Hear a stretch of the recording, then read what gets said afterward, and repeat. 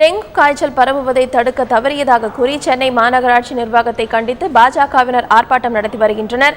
ஆர்ப்பாட்டத்தின் ஒரு பகுதியாக பாஜக தமிழக தலைவர் தமிழிசை சவுந்தரராஜன் பேசி வருகிறார். அதன் நேரடி காட்சிகளை தற்பொழுது பார்க்கலாம். சென்னை மக்கள் காப்பாற்றப்பட வேண்டும்.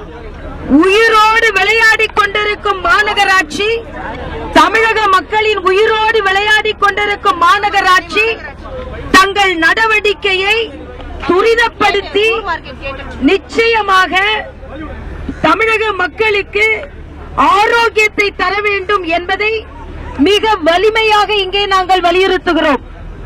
ஏனென்றால் டெங்கு காய்ச்சல் குறைந்திருக்கிறது என்று மக்கள் மாநகராட்சியினால் ஏமாற்றப்படுகிறார்கள். மிக மிக மோசமான நிலையில் இன்று தமிழகம் இருந்து கொண்டிருக்கிறது.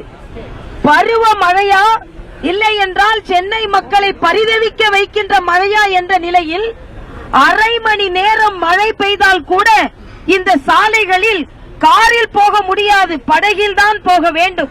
படகில் கூட போக முடியாது, கப்பலில் தான் போக வேண்டும். குழந்தைகள் எல்லாம் கழுத்தளவு தண்ணீரில் அவர்கள் மிதந்து கொண்டு சென்று கொண்டிருக்கிறார்கள்.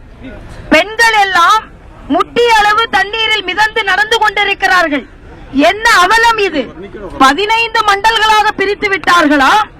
இதில் அதிகமான ஆயிரக்கணக்கான ஊழியர்கள் பணி செய்து கொண்டிருக்கிறார்களா? டெங்கு காய்ச்சல் கட்டுக்கடங்காமல் இருந்து கொண்டிருக்கிறது. நான் மாநகராட்சிக்கு சவால் விடுகிறேன். நீங்கள் சொல்லும் அந்த 49 என்ற எண்ணிக்கை தவறான எண்ணிக்கை, மிக தவறான எண்ணிக்கை. நான் ஒரு மருத்துவர். தனியார் மருத்துவமனையில் உள்ள மருத்துவர்களிடம் பேசும் பொழுது ஒரு நாளைக்கு 3 இருந்து 4 டெங்கு காய்ச்சல்களை நாங்கள் பார்க்கிறோம் என்று சொல்கிறார்கள்.